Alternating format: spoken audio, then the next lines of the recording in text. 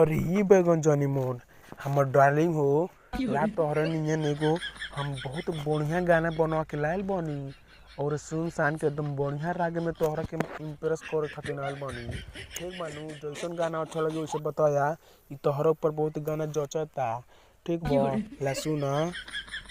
गुलाब जइसन खिलल बाड़ू तू भवरा से मिलल बाड़ू कहत दिल के कतल बाड़ू के कोर मेहनत के फल बाड़ू लाली ओठवा के ललचाए कहत दिलवा के टुहेलू हीरोइन हो हीरोइन बनाना पुएलू कहत अखिया नशा में जिहेलू हीरोइन हो हीरोइन बनाना पिएलू कहत अखिया नशा में जिहेलू।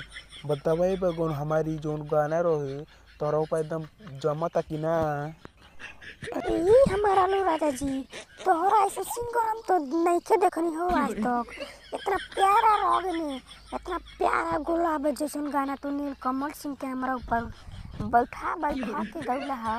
हमें कह कही आई लव यू टू ए आलू राजा आई लव यू टू हो।